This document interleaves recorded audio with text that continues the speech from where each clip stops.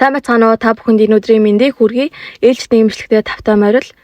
За шүн төлсөн малаа сайхан ялгаад тэгээд хоноо бэлчээрт нь гаргах чинь энэ шүнд бас нилээ мал төдлөж хонсон байна. Салхи шуурхтаа өдрүүд өнгөрч байна. Сайхан мал маань ч төдлөж байна. За хоноо бэлчээрт нь гаргасан дараа шүн төлсөн малаа ингээд задгаа хашаанд хашчдаг. Тэгээд нэг өдрийн дотор идэр чинь бас зарим нь хургаа танихгүй янз бүр байдаг шүү дээ. Тэгээд хамт ингээд өнжөөх юм бол ер нь бол бүр ингээд гайгүй болцдог байхгүй юу.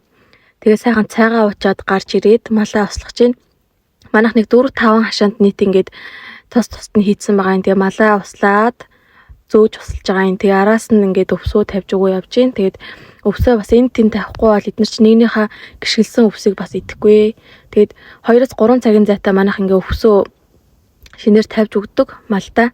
Тэгээ та эдгээр сонин сайхан юу вэ? Миний ингэж ярьдаг бичлэг таалагддаг уу?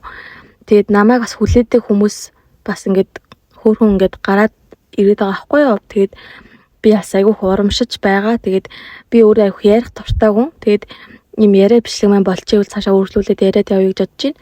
Бас ингээд ярихаар хүмүүс ингэж тэгээчгээ бас ганц нэг сөрөг сэтгэлээс хаяа нэг харагддаг юм аа. Тэгээд хүн яг ингэж хүнийг одоо ингээд заагаад ингээд тэгээд ахаар хүн ингээд яг тэр хүмүүст бүгдэнд нь таалагдахын тулд хичээсээр байж ингээд бүгд ингээд нэг хэвэн цутгсан юм шиг адилхан болтдог болоо гэж би боддог байхгүй юу.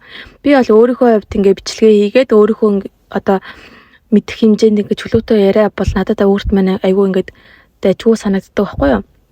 Тэгээд би чинь тийм сөрөг сэтгэлийг бол нэг тоохгүй. Цаад чинь ингээд бас нэг 10 хэдэн жил хойш ашигласан юм болохоор нэг юм хүмд бол угаасаа нэг санаа зовхгүй. Тэгээд цаг сайхан болохоор утахгүй мэдээж дийлээ өмсөж байгаад бичлэгээ хийн.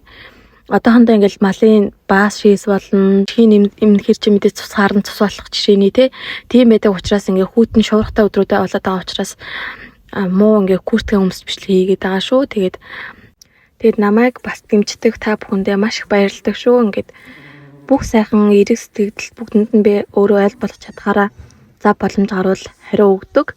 Тэгээд та нартай маш их баярлалаа. Тэгээд надад ч гэсэндээ ингээд өдөр тутмын амьдралаа бусдад харуулад тэгээ дээрээс нь бусдад бас ингээд таниулж мэдүүлэх нь надад аюу гоё байгаа байхгүй юу.